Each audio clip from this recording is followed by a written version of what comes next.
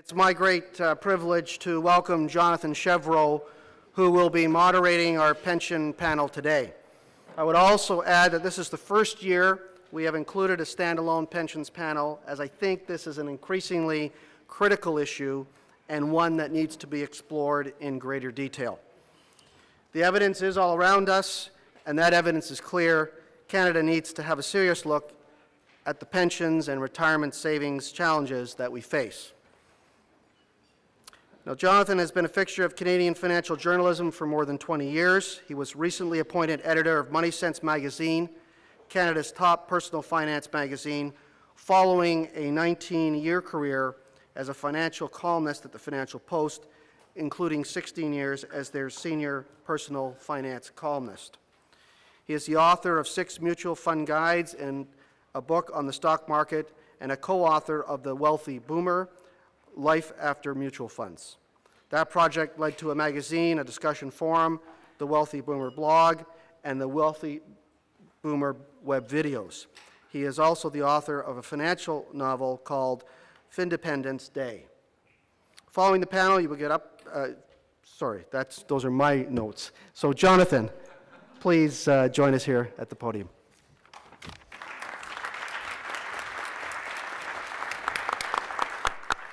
Thank you, Greg, and thank you for all showing up here. It was a very interesting session that Michael Lee Chin gave us, and I think it's pretty well directly relevant to what we'll be talking about, particularly the PRPPs and the role of financial advisors, etc. In the thoughts of equity, we're going to go alphabetically here. So immediately to my right here is Susan Eng, who will be speaking first, and she, of course, is the Vice President for Advocacy at CARP, the national, nonpartisan, not-for-profit organization committed to advocating for social change that will bring financial security, equitable access to health care, and freedom from discrimination for all Canadians as we age and as we grow wealthier. Now, under Susan's leadership, CARP has helped to shape the public discourse on key issues such as pension reform, investor protection, mandatory retirement workplace age discrimination, home care, and age-friendly cities. Increasingly, CARP has become a trusted source of public policy input at all levels of government and the media. And in 2012, Susan was named one of the Hill Times top 100 lobbyists. So welcome, Susan. I guess we'll introduce the other two just in front of their presentation. So we're going to have maybe 4 or 5 minutes per person. Susan? Thank you very much, John. And thank you, everyone, for having me here. As a representative of your customers, I feel a little bit like I'm the beggar at the banquet, but I think the perspective is important, and I'm glad to be here to try to represent it. We have, in focusing on healthcare, a proposal called One Patient, which, as you can obviously anticipate, speaks to the issue of all the different parts of the healthcare system that you have to try to access when a loved one is in need of any kind of care. And we might have a new proposal that says one investor, because of course I'm talking to different regulatory arms of the industry, different people who have different responsibilities and so on. And at the bottom of that pyramid, in the upturned pyramid, is the individual investor who simply is trying to save enough for their own retirement. And that has become much more difficult for Canadians today because a much smaller proportion have workplace pensions where those serious financial changes and decisions are made by professionals rather than by themselves individually. Rather, people now are having to make do with their own decisions in RSPs, or not saving at all or not investing at all because they're afraid. And we have a growing concern for the number of Canadians now reaching retirement age with no savings, or certainly inadequate savings. And of course, we're in a period of time when investment returns were very poor, and that their parents were able to retire when interest rates were about 15, 20%. And so they didn't have to make any investment decisions. They just didn't have to, they just had to put it in GICs. Now the climate is completely different. In addition to all of that, people are losing their jobs in mid-age and not getting new ones, and now concerning themselves with how they're going to start catching up on the non-saving that they've carried on all along. and they will start to make rash decisions. And so I was very pleased to hear earlier in the earlier session of all the efforts that the different regulatory arms are trying to take to protect their clients against the wrong kind of decisions for them at this point in their lives. Now, that all being said, therefore, one of CARP's proposals has been that there is a need for a supplementary pension savings vehicle. And we've been pushing that for the last several years, and the federal government has come forward with a proposal, the pooled registered pension plans, which are a step in that direction of providing some kind of large-size pooled savings vehicle that makes it more likely that people will save and more likely that people will earn more on their savings. However, as it's currently constructed, we believe from our perspective that it's inadequate to the job. It may not be any more attractive than current RRSPs, of which there is only a 5% take-up in the available RSP room. And the question is, what should government now do about the proposal that they have on the table, and what should we do as advocates to improve the situation for all those Canadians, some estimated 8 million Canadians, without a workplace pension and no hope of getting one. So from the perspective, from our perspective, we're looking for a national savings vehicle or a regional savings vehicle that has a critical mass to actually make the kind of sizable decisions and wise decisions that, as Michael Lee Chin has finished telling us, that the CPPIB and OMERS and teachers have been able to make. And what is it that distinguishes those funds from what we can do individually and indeed what the PRPPs are going to do? So we're looking at that, and obviously our members are very concerned about this. We have about 300,000 members across the country, all potential clients, especially of the type of clients that you would like to have. They are all by and large 50 or more, although we are trying to encourage younger members, but they will be your target group. And this is the group of people who either have already retired or are likely to retire soon and have saved or not saved enough for their own retirement. So this is your target group, and what should we tell them? What should we ask them about what the government has done? We have asked them about the savings vehicles, and their reaction has been, give me another CPP. Right? And of course, small business will push back because they can't afford the employer contributions. And we said, well, if you're not going to get the CPP, what would you like instead? And we asked them about the PRPP. They don't like it for a number of reasons, not least of which that it is a defined contribution arrangement, that they fear that the fees will cut into their earnings. They have some skepticism about the private sector, I don't mind telling you. But I think that in our last survey, the one thing that we asked them about that they thought that would be the most interesting for them was employer contributions. Now that makes a lot of sense, obviously, if you lever your own investments with that of the employer. So that may be the reason why our members wanted the CPP enhancement rather than another voluntary proposal. So that lays out the groundwork, and I hope the landscape of where we're coming from as an organization, and I would say representative of a lot of older Canadians. Remember, as one of the earlier speakers said earlier, that the number of seniors is increasing, will double in about 10 or 15 years. In fact, if you look at the 45-plus generation, you're looking at nearly 40% of the population. Seniors represent about 15% of the population, and 45 plus, it was 42% before the last census. I think it's closer to 45% now of the Canadian population. So it's a large group that's interested very keenly on this issue. So I hope that the changes that we talk about will take place, and I think it will resonate with a very large part of the population. Thank you. Thank you, Susan. Next, alphabetically, is Malcolm Hamilton in the center here. Malcolm is probably well known to you all. He's a partner with Mercer's. He's specializing in the design and funding of employee benefit plans in both the private and public sectors. Clients include the Colleges of Applied Arts and Technology and the Ontario Teachers Pension Plan that was referenced by Michael Lee Chin earlier.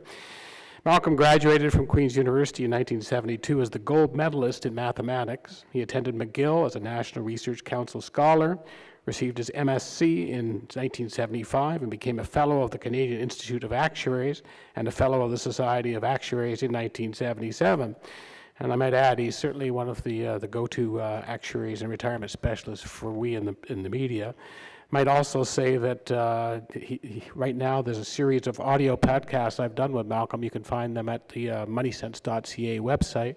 And also Dan Richards, who does the client insights. I'm sure he's well familiar with you all. Also has a series of video interviews with Malcolm. And that's two that I know of. Perhaps there's others. So over to you, Malcolm.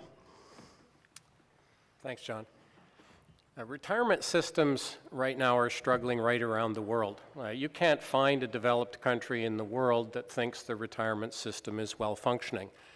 And the reason for that is you cannot insulate retirement systems from the economy. And for the last 10 years, we've been in an economy that has been very hostile as far as retirement savings plans are concerned. We're looking at declining and now very, very low interest rates.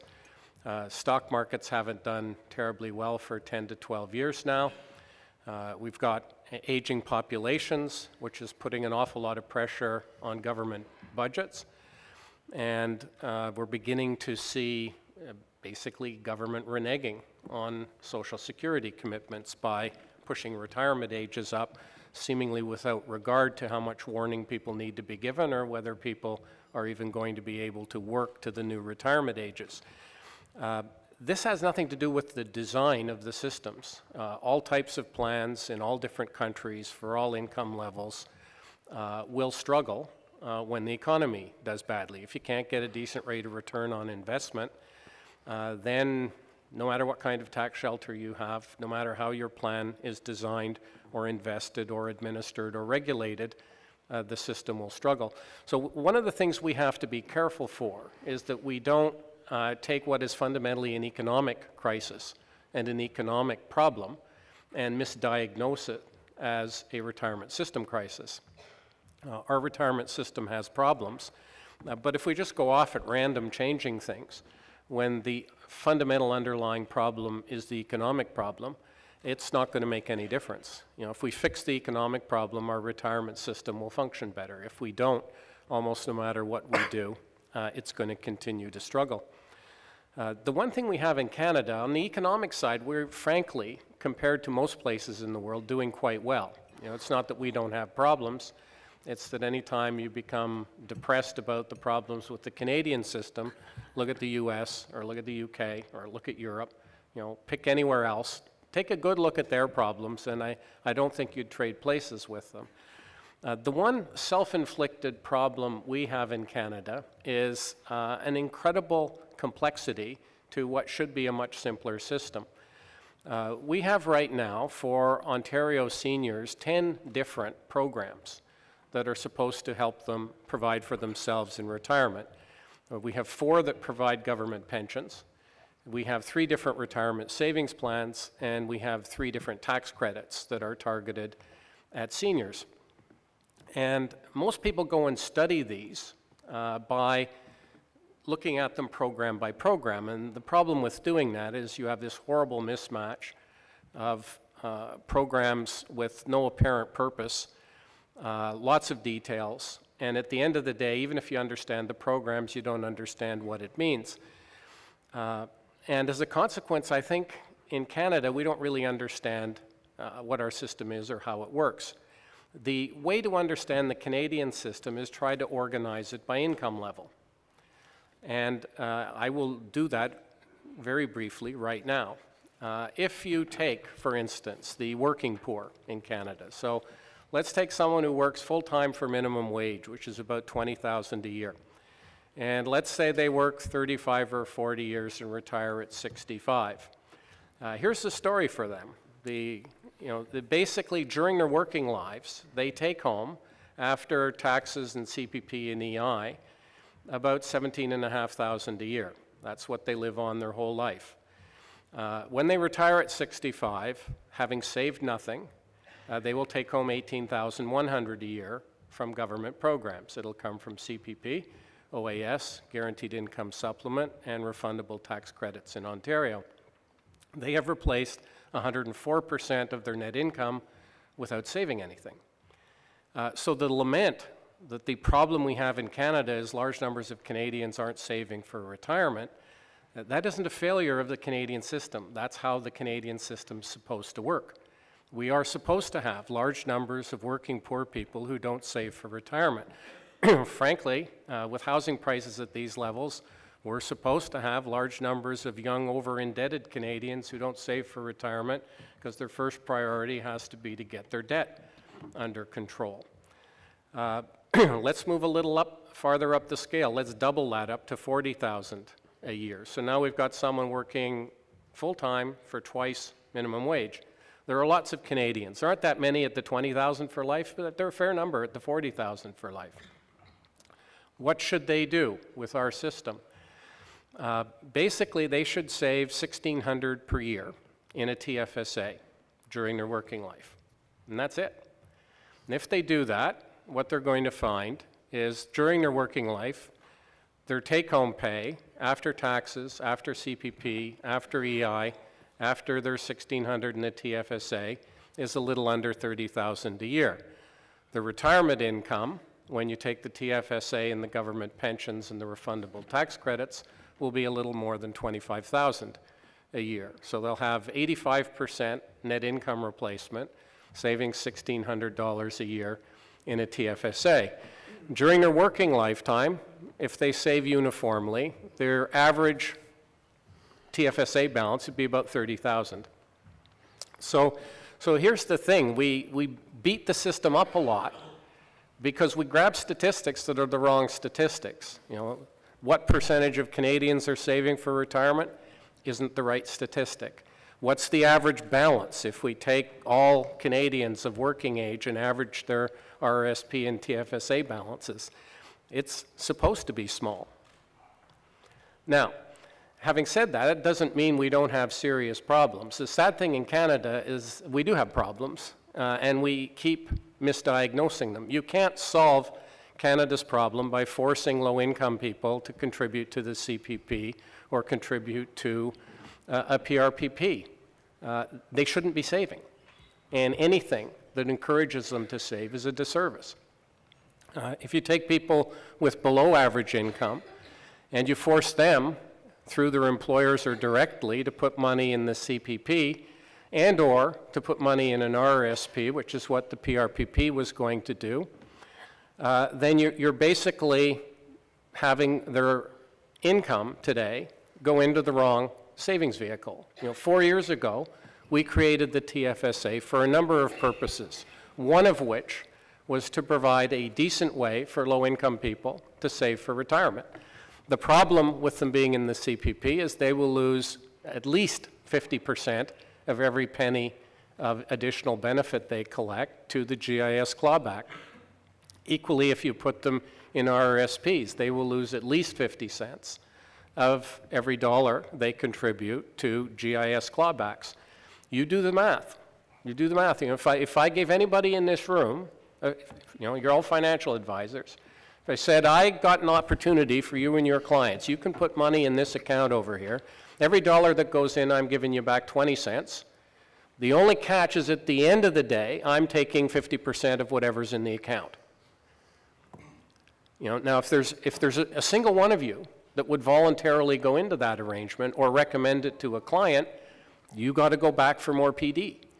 You know, that mathematically, that just doesn't work, and yet that's exactly what's being proposed to foist on low-income Canadians. When I say low-income, I don't mean poor, I mean anyone below average. So the bottom line is, I don't mind the structure of the PRPP, the idea that we need a big national savings plan that helps people, streams them into the right options, gives them good investment choices, helps them make better decisions, has better default options, operates efficiently for low fees. I'm all for that. But you lose the entire advantage of it when you start streaming them into the wrong tax shelter. So if we're going to have a PRPP, let's get it properly designed. Similarly, I have no problem with expanding the CPP. But when the expansion affects people who don't need bigger pensions. They need bigger take-home pay today. When it makes their life more difficult, when it streams a bunch of money on their behalf into a vehicle where they're going to lose it coming out the other end, that's a misuse of what a larger Canada pension plan should be. And the sad thing is there's such a small percentage of Canadians who understand how the system works that regularly we read in the papers is a wonderful big leap forward, both of these things. And they have the potential to be great leaps forward, but not if we misdesign them. Thank you. Thank you, Malcolm.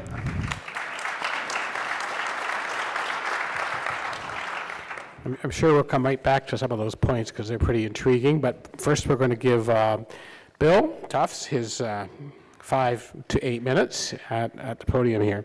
And Bill is, of course, the founder and executive director of Fair Pensions for All, which is an organization advocating pension reform in Canada. Now, a good description of his work was included in the Montreal Gazette when they wrote that Tufts is the founder and curator of a national blog titled Fair Pensions for All that is one of North America's leading aggregators of public sector pension news in the developed world. Now, Bill was invited by the Ontario Finance Minister to participate in 2010 in a roundtable on retirement security as an industry expert and stakeholder. The following year, he was invited by the California Foundation for Fiscal Responsibility as a special guest to the boot camp for elected officials in Irvine, California. As a policy advisor on pension matters, Bill has advised members of Parliament, the Canadian Federation of Independent Business, the Canadian Taxpayers Federation, and provincial and municipal elected representatives. In addition, he has written pension policy for the Canadian Chamber of Commerce. And he's also the author of the book, what's it called, Pension Ponzi, which I reviewed among many people in the press. So over to you, Bill. Thank you. It's hard to follow with Susan and Malcolm. Both have some very good ideas and well in touch with what's happening in our world today. We're all familiar with, how long ago was it that we heard David Foote talking about the boom, bust, and echo, and the various other books, The Pig and the Python, that went through and looked at what was happening to our demographics. I think we're there today, but I still don't think that most Canadians really understand what the impact is going to be. Starting last year, there was 1,000 Canadians a day that were turning age 65. That was the hopeful date for retirement for most of us. They're going to be turning age 65 at the same rate of 1,000 a day every year until the year 2029.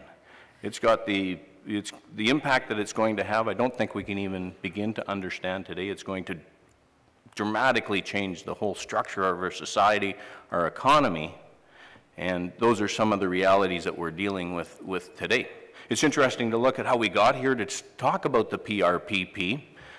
There was, when I was in the Roundtable on Security Forum, I was there with Malcolm. We were in front of the Ontario government, their Roundtable on Security Forum, and those were a group of roundtables across the country that were looking into the various issues of retirement security for Canadians. A lot of them just turned out to be a forum to look at different ways, different accounting means to salvage the public sector pension plans, which of course have been horribly hit since 2008. They've got excellent managers, they've got excellent cash flows, but it's starting to come into doubt even whether or not they will be able to provide what they've promised. Imagine somebody working for 30 years, contributing 10% every year into their defined benefit pension plan, yet when they retire at the other end, the expectation is it takes 70% out of that same amount of income, and they're going to take out 70% for 30 years. So the math just isn't working. It did when we implemented the CPP, when there was life expectancies to age 72, when Canadians were expecting that they were going to live a short time into retirement. Those life expectancies have been expanded way out there. There's certainly problems with the way that the pensions have been invested just because of the poor returns on equities, the very low rate on bonds. So that's sort of got us to the point of the PRPP. I think everybody realizes that there is a problem for security for most Canadians. There's some validity with Malcolm's position that lower income Canadians are pretty well looked after. I think that admirably Susan's been advocating for the bigger CPP, basically doubling the CPP where it is today. The CPP is targeting 25% of people's working incomes, and a doubling of the CPP would bring it up to 50%. Today, the average Canadian is only taking out $6,500 out of their CPP, and it was in the last election that the two concepts, the PRPP and the CPP, came head to head. I think the Liberal and the NDP were in favor of a larger CPP, and it was the current government that suggested a PRPP might be a better route to go. Of course, the current government was elected, and they went ahead and they implemented the rules for the PRPP earlier this year. One of the challenges with the PRPP, which I think is a good vehicle for most Canadians, is the fact that the regulations are administered at a provincial level. So there was a lot of discussion a few years ago about the national regulator. That would have made the implementation of the PRPP a lot simpler. The PRPP identified there was a gap in that mandatory contributions were required for Canadians. How many Canadians are not contributing anything into their RRSP or other vehicle savings like the TFSA? Whether or not they were saving enough, the average Canadian today hits age 65. They've only got $60,000 in their RRSP, so there's a gap there. One of the other concerns coming out of the discussions leading up to the PRPP was the amount of money that Canadians were going to be left with, despite saving for their lifetime, the cost of management fees. So those were all things that started to factor into it and built the discussion around the PRPP. The discussions to the PRPP looked at what was happening in New Zealand, where they implemented a program called the Kiwi Saver Program. Some of the things that we see in the PRPP has been drawn out of that. It's going to be a mandatory plan for employees. At this point in time, there's no mandatory employer contribution, and there's the opt-out feature, where they implemented the opt-out feature in the Kiwi Savings Plan. People's inertia generally meant that 95% of people never opted out.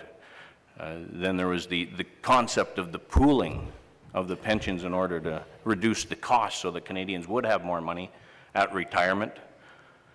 That's a particularly tricky issue for our industry here, because the average mutual fund generating 2.1% in MERs, that goes to pay us in this room here, it goes to pay the insurance companies and the banks and the specialty investment layers in between.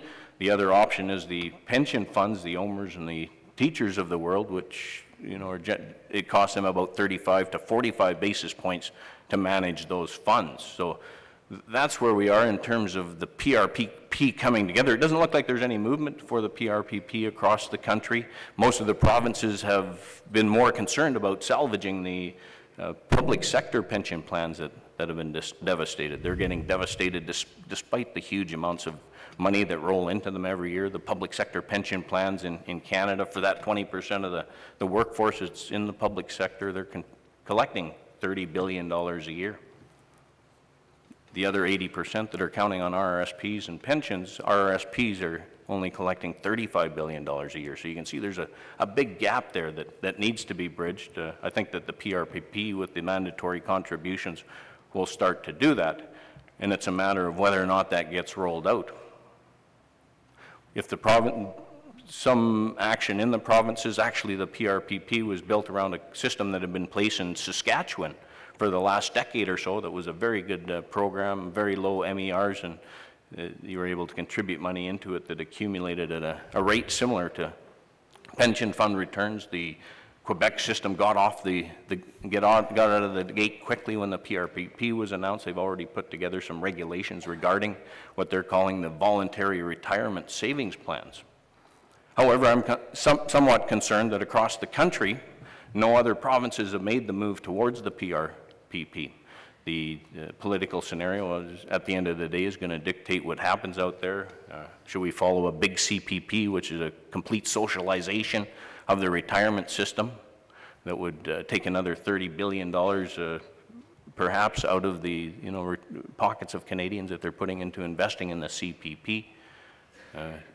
There's middle of the road that maybe our retirement income system today is going to be able to maintain our retirement security, and going forward for the next 20, 30 years, is it going to be able to stand up to that demographic tsunami?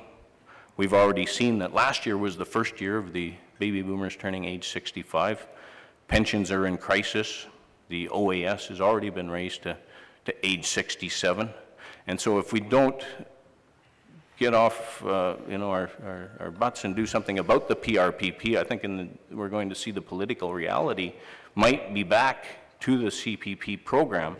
And Susan Eng has every right at that point in time to advocate for additional security for Canadians. And so I think that it takes there's an interest of people in the room here to get out and get involved, make your voice be known about what your thoughts are on the PRPP, and make sure that our politicians are moving towards that vein. Of course, there's a discussion, what's the difference between the PRPP and the RRSP, but I think at the end of the day, we're going to see some sort of a mandatory savings program. And it might be a big CPP or it might be a PRPP, and I think for our industry, we'd be much better positioned for the large PRPP. So it's good to see that we're having this discussion today and some of the key concepts around it, and I'm sure that the rest of the people at the table have some very good ideas about that. So thanks for having me up.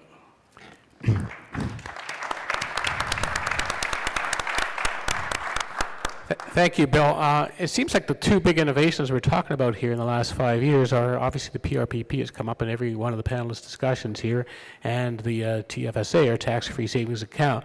If I understand, Malcolm, what you were saying is that the if the PRPP were based on the TFSA rather than the RRSP or RPP structure, that would deliver what you think they're doing. But the question is that what you're saying? And two, why doesn't the government do it that way? Okay, that is what I'm saying, and I obviously don't know why they don't do it that way, but but I can point out the obvious conflict the government has. Department of Finance has always hated the TFSA. The TFSA was not a creation of the Department of Finance. It was part of the platform of the Conservative Party. And when they got elected, they put in the TFSA against the better judgment of finance. Their concern they have, and it's written up quite clearly in the triennial report for the Old Age Security Program, is when that TFSA went in, the default tax shelter for Canadians with below average incomes should have switched from RSP to TFSA the next day. It didn't. Most of the corporate plans still stream people into group RSPs and registered pension plans against their better interest. It takes Canadians a long time after something happens to get their head around what it really means, and nobody's working very hard to make sure they understand that. So the OAS report is now filled with speculation about whether over time Canadians with below average incomes will migrate to TFSAs, because if they do, they will end up collecting the full guaranteed income supplement, or whatever part of it they get given their CPP, because CPP is also clawed back out of the guaranteed income supplement. If, on the other hand, they use RRSPs, then the guaranteed income supplement in future will be effectively no more expensive than it is today as a proportion of OAS. So the bottom line, what I think is happening is I think finance has told the government that part of making old age security and guaranteed income supplement sustainable, part of keeping the cost reasonable, is one, to push retirement ages up, initially from 65 to 67, and two, put in something like the PRPP, or frankly, a big CPP that forces low-income people to save in vehicles that will disqualify them later on from the guaranteed income supplement. If the federal government just came out and said that, I would have no objection, none at all. Like, if as a matter of public policy, they say we made a terrible mistake with this guaranteed income supplement, and the only way to fix it is to compel low-income people to save money against their own financial interests, and we think as a matter of public policy we should do that, then I'd stand back and say, well, at least it's an honest description of what's going on here. And so what I think they're doing is they're just sort of grabbing for the money and hoping it works out well.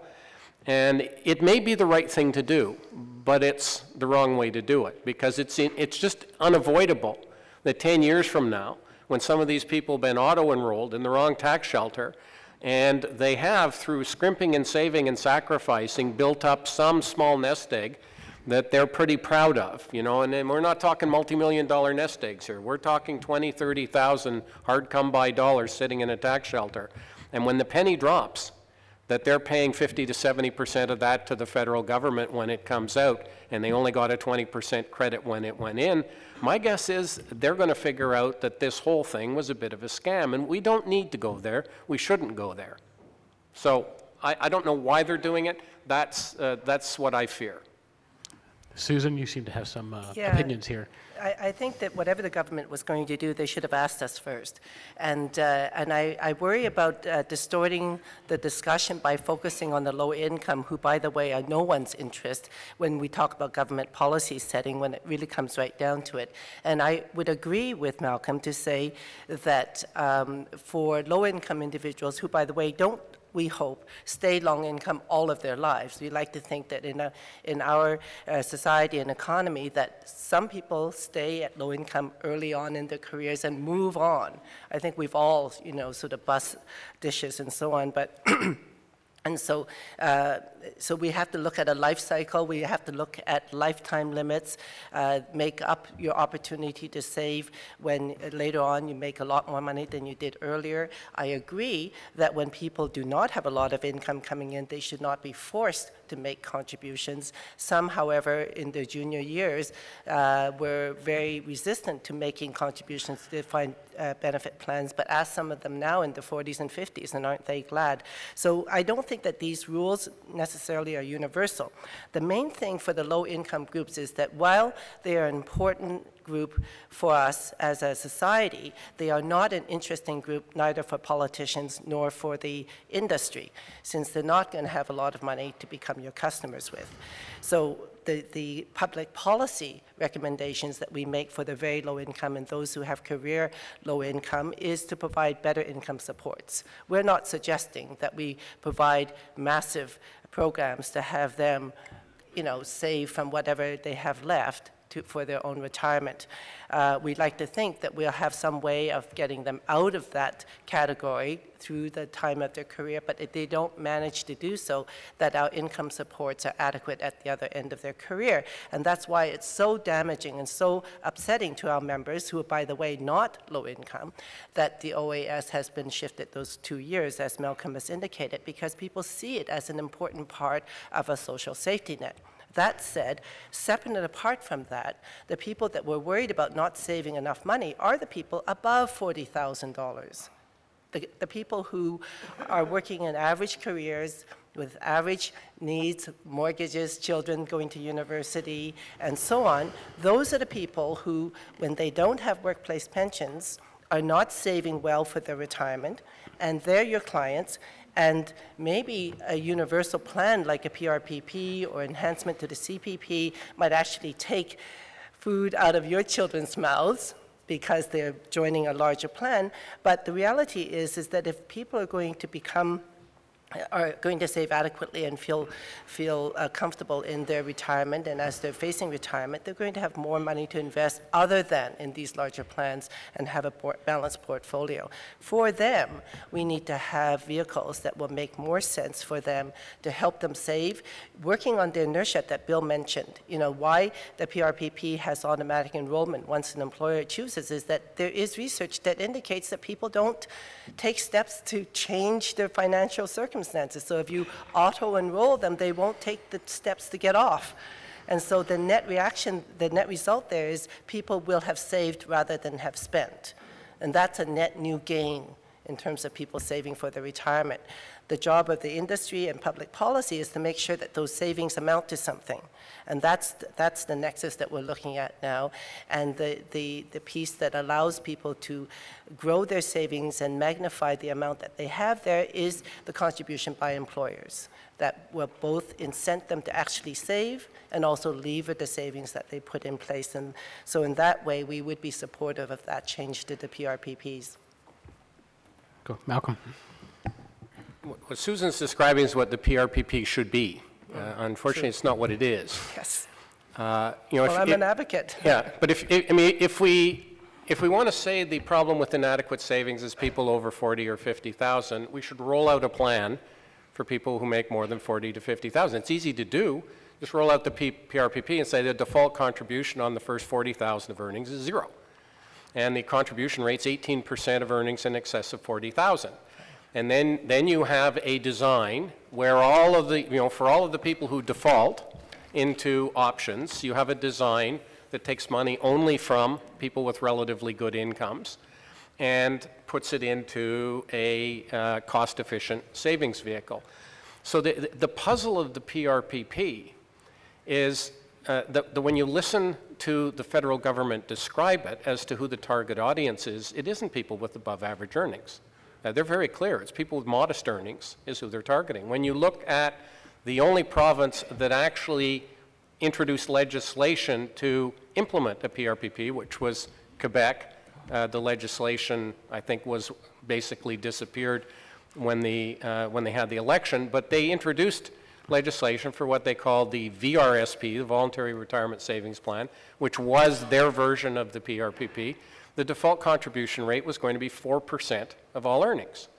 Now, 4% isn't remotely enough for people with substantially above average incomes, and it's wildly too high for low-income people. So we, and then you look at the whole purpose of this, the underpinnings of the PRPP design, the innovation that is constantly referred to is the use of behavioral finance. And the great insight of behavioral finance, and this will be well known to most of you, is that the average person has no interest at all in financial planning.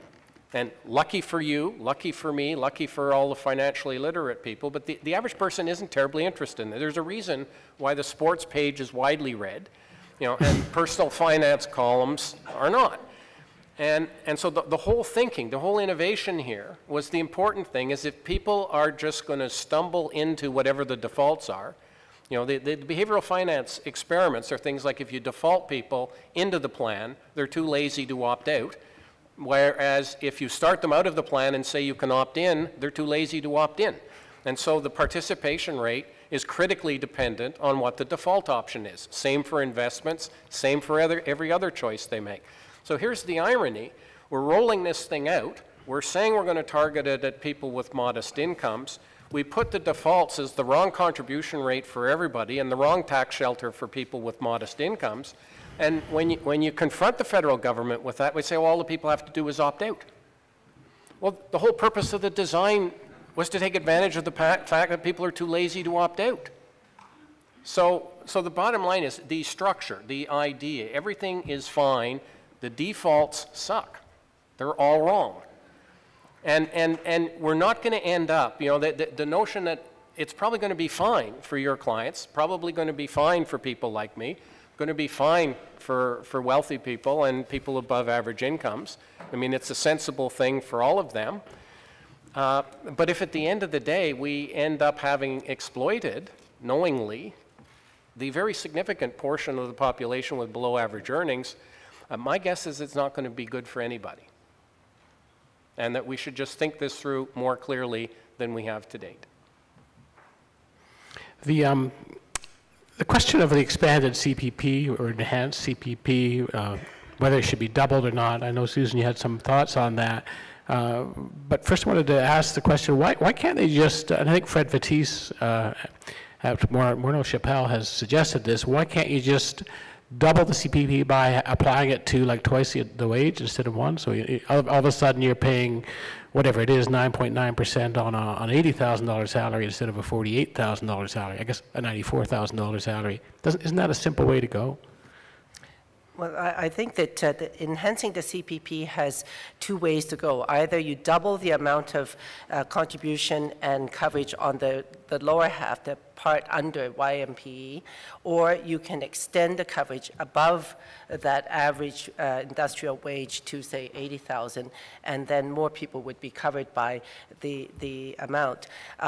In both cases, if you expand the CPP in either direction, the piece that gets expanded is the contribution, which is mandatory currently under the legislation, and that's what's having some people balk, especially at the low end, because oftentimes the people people working in low income are working in smaller businesses who can't afford the additional payment, the mandatory contribution. So the answer is yes, you could do both. The way you described it, increasing the coverage level, would certainly cover more of the middle income groups, and I think that a lot of people would welcome that. The third way of doing it is to make a voluntary layer of the CPP that people can buy into and take advantage of the investment power of the CPPIB. The danger here is that we should also know how much that mandatory contribution is, because a knee-jerk reaction by many of the small business associations has been to say, we will go out of business, we will lose jobs. But if you actually do the calculation, it's a very small amount per month to buy into a pension plan that has some promise to it. But I think there has to be a mix in people's portfolios, both a large plan as well as individual investments. Bill, do you have any thoughts on this? Yeah, there's obviously that we have to do something. I'm wondering just how much more we can afford. I think the projections going ahead on the CPP already show that the unfunded shortfalls 15 to 20 years out on that plan is about $2 trillion. We've got a whole bunch of things that haven't been calculated into our economic scenario going forward, and just in terms of this whole demographic tsunami, and are we going to look like Japan, where over the next 20 years we're going to see a 75% decrease in the value of people's assets. Just what is that demographic tsunami really going to look like? We haven't even started to speak about healthcare or long-term care and how that's going to factor into it. I'm very alarmed about raising any more contributions out of the private sector, where the economy's been buffeted very heavily in the last 10 years. We've lost 300,000 manufacturing jobs. Thank goodness they've been picked up by government. It works out level on the GDP, but it's not really income producing and generating jobs. So I think we need to be very careful where we go. One of the things that we did find out was when they looked at the OAS and they were going to move it up to age 67, there was a complementary report there that the government refused to release that showed what those statistics look like. I think they're starting to see that the OAS, move to 67 is just part of what needs to be done. One other way that we were recommending that Canadians could pay for their retirement is to take the $30 billion a year that we're paying into the public sector pensions and perhaps equalize that a little better. There's a lot of money that's drained out there to allow a huge gap between the haves and the have-nots. A typical public sector employee who's going to end up with $1 million retirement plan, a police officer who retires at age 53 on average with $60,000 a year that he's going to collect twice as much on his income or in his pension as he does over the full course of his working career.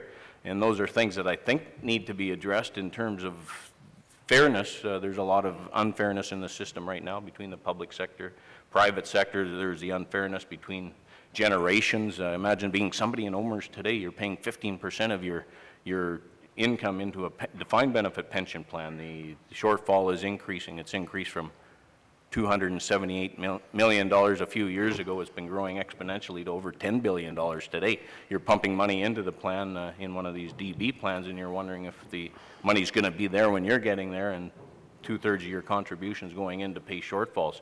So there's a whole bunch of issues that need to be taken into place. I'm very reluctant to move ahead with the CPP and the additional burden it will put on the economy. Yes, something needs to be done for Canadians, and I'm in favor of the PRPP. There's obviously some things that can be wrinkled out and ironed out of the PRPP. It doesn't look like we're going to get to it for one heck of a long time here in Ontario. The finance minister, who is actively involved with the discussions around it, has resigned. We're probably going to have another election in 6 months' time. There's going to be a lot of business on the table between now and then. The lost opportunity is, those Canadians that haven't properly put anything into their retirement plans between now and then. And I think there is the risk that if we don't see action from, provincial governments, that the CPP might be the last option on the table. So, lots of considerations, and I'm very alarmed that, right now we're in a financial crisis here in Ontario that most people aren't aware of. There was a recent report out of the States that looked at the budget financing in the States in the United States. The worst state is New York State. It has a debt of $13,000 per capita. Ontario's per capita debt is 17,000. So I think, you know, we need to look at how we're going to get our economic engine back on track before we put any more additional weight on the backs of businesses. And I think eventually, if we went ahead with the PRPP, it's strictly mandatory for employees right now, but we're also coming up against some very severe labor shortages that, you know, the demographics show that we're going to be into in Canada in just a few years, and I think you'll see that the employers will step on board with some sort of a mandatory contribution. And of course, those, once the plan gets up and running and we evaluate the amount of money that's flowing into them, they can be adjusted on an annual basis so that the contribution levels do go up if required. And, you know, I think we should be urging our governments to go ahead with the PRPP. The PRPP, the nature of how they're invested, those of you who listened to Michael Lee Chin's very interesting presentation, where he, in effect, criticized mutual funds on 5 different fronts, everything from fees to diversification to the fact they were all publicly traded equities. I noticed in our pre-notes, I'm not sure if it was Susan, somebody had talked about in other countries, in Australia, some of the direct investments are held in super low-fee Vanguard ETFs. I'm curious as to whether, even if the PRP does become a big, you know, asset gathering phenomenon for advisors, whether we're going to end up in the same kind of ineffective mutual funds that Michael Lee Chin just criticized. So anybody either on the panel or actually out there in the audience like to respond to that? Well, I didn't hear his criticism, so I won't address it directly. I don't know that there's a DC plan anywhere that holds illiquid investments. One of the problems you have with the DC structure is people have to be able to buy in at market value monthly, and they have to be able to cash out monthly. And typically, they're allowed to move money from fund to fund on occasion and redirect where their future monies go. So people are given a fair bit of flexibility. You know, the problem you get is this private equity and infrastructure and real estate, they all may be very well and good, and some of our Ontario public sector plans are very skillful at taking advantage of that, but none of them have members who can cash out or buy in at will. Like, nobody knew at the end of 2008 what any of those investments were really worth. And so if we're going to use a PRPP, defined contribution, savings type structure, and we're going to use illiquid investments, which on occasion no one knows what they're worth, we're going to have to figure out how to deal with that, and to the best of my knowledge, nobody's figured out how to do that yet. I mean, one way to do it would be to tell members some of your money's in something where you can't get it out on demand. You might have to wait years, or there'll be complicated rules. But that runs very much against the grain for PRPP, which is all default and not many explanations. So, I just don't know whether that's a viable way to proceed. I want to go back to the first rule of behavioral finance. Our members, and as Malcolm has said, most Canadians have no interest in how their money grows. They would just like to park their money someplace safe and have it grow for them. And so they like something that sounds good, like the CPP, because so many other people are sharing the risk, or a defined benefit plan where they know what they're going to get at the end of the year. And those kinds of options are basically blocked for Canadians at this point. So we're trying to patch up something else that might actually look like it. And we're not going to be able to if we continually say that those people who have defined benefits are our enemies, that somehow that they did something and they're taking our money to do it. Let's break it down a little bit and be careful about what we're talking about. OMers and teachers, they too have people who worked for 15 years, 20 years, some of them, and they're still collecting their pension, some into their 80s. They will have collected pensions longer than they ever contributed as working members of the plan. So is that the model? Is that something wrong with that model? Should we change that model? Should we have that model for ourselves? It used to be that civil service salaries were much lower than market.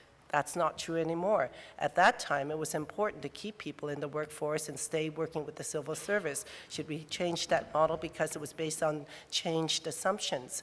And finally, when we're talking about people who are out here in the general public as to what we can afford to put away, what is the right amount to put away for our own retirement, and what vehicle can we put it into, and what can the industry as a whole promise in terms of returns? Is it an issue of fees? Is it the type of advice? It's the asset mix? That's all beyond my pay grade. All I can say is our members are looking at their portfolios that were devastated in the last crash. They're looking at their children who they see as not saving enough and no measure of doing so.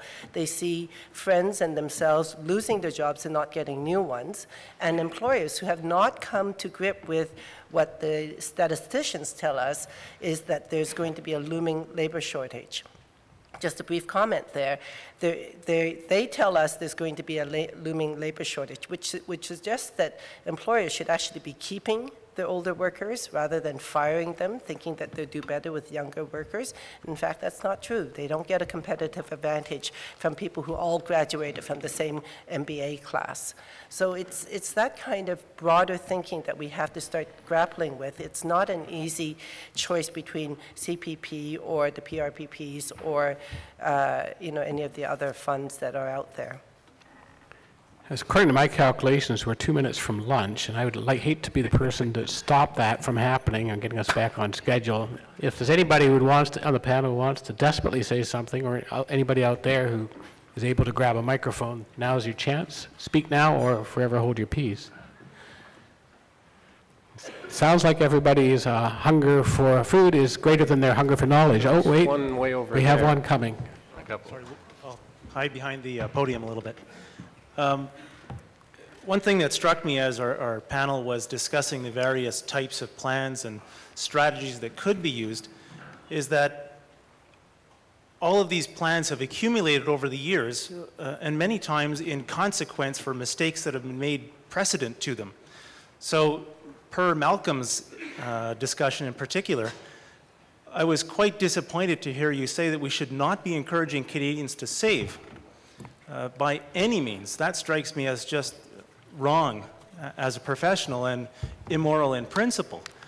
I would like my clients to be independent of others. I want them to establish financial independence so that, by God, they'll never get the GIS, that they'll have their own savings plans that don't depend on government, don't depend on taxpayer subsidized plans. I haven't heard anyone on the panel, and I'm curious to know if anyone is aware of advocacy that encourages some of the dismantling of these things and specifically advocates for the independence of individual Canadians of all of these various programs. I think the TFSA is the best thing that ever happened to our clients because it specifically allows people not to pay tax on their future income, and their limit increases over the years, so it will gradually wean Canadians from all kinds of taxpayer subsidized programs. And I would appreciate a brief comment on each of your view of the TFSA as what I would consider a stroke of genius. I would have to agree with that. Since its inception, some 8.2 million Canadians have taken it up with no advertising, with no effort whatsoever. It's simple and it's limited in scope in terms of dollars involved, but without any effort whatsoever, and the government doesn't lose any tax revenues as you put your money in. And since some are not making very much money in this climate inside the TFSA, they're not losing any deferred taxes either. So it is a stroke of genius. The only way to improve it is to increase the limit to a lifetime limit so that people can replace the money they've lost. And of course, they have said that once the budget is balanced, that they're going to go to $10,000. I might say that we're preparing right now on Money Sense a feature on how to make your child a millionaire. If you start putting into $5,000 every year and invest aggressively, i.e. not in just interest-bearing investments, easily get your kid in 50 years past $1 million. Yeah. I guess my question is, will the government renege when we have the second Prime Minister Trudeau? Well, I mean, I wouldn't discount that. I mean, No, the problem is I very much like the TFSA, and I like people being financially independent, and I like them being self-supporting. 50 years ago, Canada went down a different road. We went down a road that said that all Canadians, regardless of whether they could save or not, whether they did save or not, would, upon retirement at age 65, get a whole bunch of quite valuable government benefits. I track this. I don't know anyone else who tracks it. Right now, if you're a penniless 65-year-old couple, never worked a day, never got any CPP, and your entitlements are old age security, guaranteed income supplement, gains, Medicare, and a drug plan in Ontario, what's the value of your nest egg as a couple? You know, how much does it cost to deliver that? And today it's over $1 million. The penniless have $1 million nest egg if you put a value on their government benefits. Now, I think part of the point here was that wise? I don't know. You know, I think it's remarkable. It's there. It's not changing. If you accept it, and I've long ago stopped arguing about what the government should or shouldn't have done. You know, what we're now talking about is the government's done certain things, and it's up to Canadians to decide how to live their lives as a consequence. This $1 million entitlement, in order to make it affordable, increasingly is going to be clawed back. You know, the guaranteed income supplements clawed back, old age security at a much higher income level clawed back. There's never a year goes by without somebody proposing some sort of taxation or clawback of Medicare benefits. When you get to the point where $1 million is clawed back from people who save for retirement in tax-deferred vehicles, not the TFSA, but the RSPs and pension plans, you got a really large disincentive to people with normal income saving. And so I'm not at the point where I'm trying to decide what society should have done 50 years ago. I'm just at the point of saying, and I think you sort of have to be there, you've got clients, you've got yourselves, you've got children, you've got people you advise. That is the world they live in. And unless and until somebody changes it, that's the set of rules they're going to have to contend with. If your retirement savings, when you include the clawbacks, is going to be taxed at a 50, 60, or 70% rate, it affects the way you behave, and it should affect the way you behave. I mean, I laugh. I see in the U.S., you know, a serious debate about whether if rich people are taxed at 20% instead of 14%, they'll all refuse to work and leave the country. You know, and we sit here saying, well, you know, poor people, maybe they should be taxed at 50 or 70% when they retire if they were foolish enough to save money. You know, we should give this more thought than we do, but where we are, you can't go to low-income people and people below average income and say, just turn a blind eye to all those clawbacks. I think that's a good place to wrap it up. Thank you very much, panelists. Thank you for your audience. And